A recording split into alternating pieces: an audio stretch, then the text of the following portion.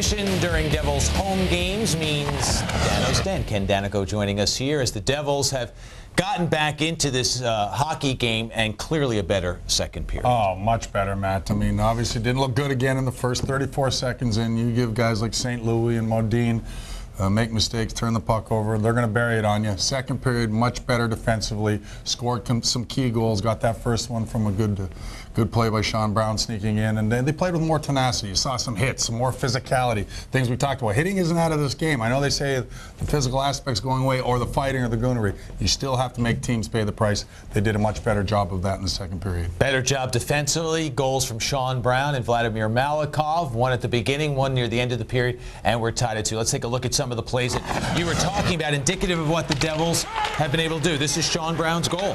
Well, yeah, you look at Sean Brown, sneaks right in from the point. Now, normally they'd stay way back. He saw an opportunity to go. Defenseman has to go when they can. Bam, he buries it. Sean Brown scored some good goals like that in Edmonton when he was with the Oilers. He just needs the confidence.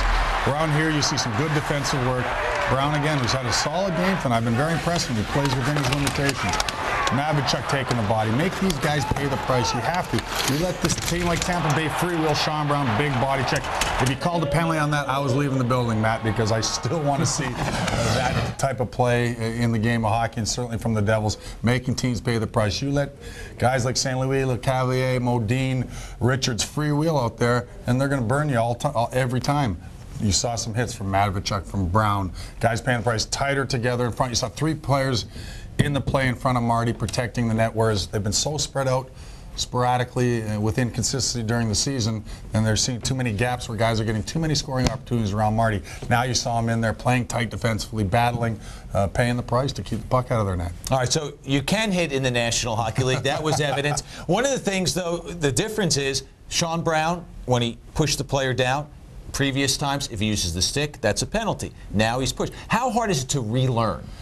It is difficult, as you've seen. It has been difficult, and guys at times are skating out there with eggshells, thinking, skating on eggshells with eggs in their pocket because they don't know when they can hit, when they can take the body. But look, the rule changes aren't that they can't take the body and bang guys and play with a little tenacity. It's you can't hook, you can't hold, can't use the free arm. You still can nail guys in the corner, make them pay the price, and I think the players eventually will understand that we're allowed to, as well as the referees have to understand, we can use that physicality out there. Just can't hook and hold, you got to skate. In general, is it harder to play good positional hockey and not use your stick, not use your arm? Well, it's more work. You got to work harder. You got to get in position before the puck arrives. I read some of the comments from some of the guys in the paper today, including Robinson.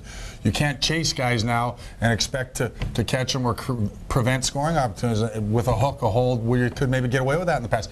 You got to go where you think the puck is. You got to position yourself better. You got to think the game a little bit more. And some of the players made those comments in the paper today, and it was better in the second period, more evident. All right, so clearly the Devils rose to the occasion in the second. I'm sure Tampa is talking about what they have to do to regain momentum in the third. Well, I felt, Matt, this was a very interesting game going into tonight. At the start of it, Tampa Bay 4-3-2, one of the perennial teams expected to vie for the Stanley Cup, being the last Stanley Cup champion. The Devils always, the past decade, one of the teams to beat in the Eastern Conference. Both teams feeling the way with these new rules, new teammates, new players, a little bit different now. So they're all trying to find their consistent continuity together, playing together, and it's taken both teams time to adjust. So it'll be an interesting third period, tied at 2. Each team's won one period and dominated the period, so the Devils happen to win the second. Let's hope they come out in the third and do more of the same thing. That'll do it for Dano's Den. Kenny will join us for the post-game report of this game. Devils looking to get above 500, as Stan Fischler said earlier. That's a critical moment for the Devils this season. Let's see what happens in the third.